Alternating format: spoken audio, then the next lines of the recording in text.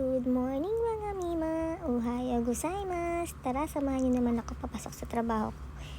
Ito yung nilalakad ko papuntang kaisya namin. Yung isang side niyan is daanan pang bike. Yung kabilang side naman ang daanan ng pantao. Tara, samahan niyo ako maglakad. Ito ang everyday na ginagawa ko. Papuntang kaisya, lalakad ako pagkatapos ko ng chikatetsu or train. Diba? Mahaba-habang lakaran. Siguro mga 5 to 10 minutes depende sa paglalakad mo. Tara! Ito yung pinaka-highway sa taas. At yun, yung kabilang building. Ito yan. Post office yan. Lagi kong pinupuntahan. Ito naman yung building. Pupuntahan natin doon sa kabilang side. Tatawid tayo. Tara! Tawid na tayo, mga mima. Mahaba-habang lakaran to, mga mima. Medyo maaraw, pero makulimlim. Mainit yung ng singaw ng araw niya. Tara, magpayong tayo. Para iwas itim. Alam niyo naman, hindi tayo totoong maputi. Hiram lang ang ating kulay.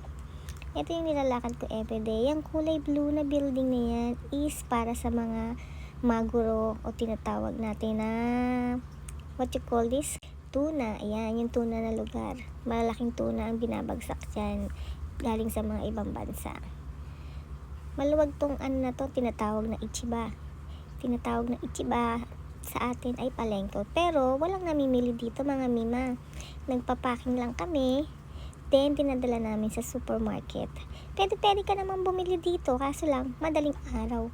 Kailangan maaga pa lang pupunta ka na kasi pagdating ng 8 o'clock, sarado na ang lahat ng mga store dito, yung mga nagpapak. Depende na lang sa pwesto. Katulad ko, ako inaabot ako ng hapon kasi dry naman yung mga pinapak namin. So tara, lakad tayo. Tuturo ko sa inyo. Yan. Sa kabilang side ko na yan, mga frozen food naman yan. Lahat ng klaseng frozen food dyan naman naka-stack. Tapos, yung sa amin, yung pupuntahan ko, is mga dyan sa kulay green na building na yan. Diyan naman ako nagtatrabaho, mga mima. Diyan naman, mga gulay, prutas, ang karamihan namin pinapak. Tara, samahan nyo ako. Madugod-dugong hagdan na naman to ang aakatin natin. Dito sa baba, side puro prutas. May kahalo din namang gulay, paminsan-minsan. Ayan na ang hagdan ni mga mima. Grabe.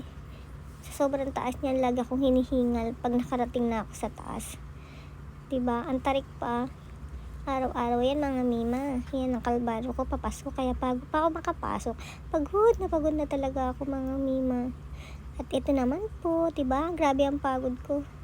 Hingal po talaga ako dyan. At ito naman po yung trabaho ko. Yung lugar ng trabaho ko.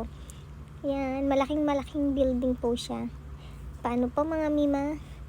Bye na po. Sa susunod naman. Thank you for watching. Bye!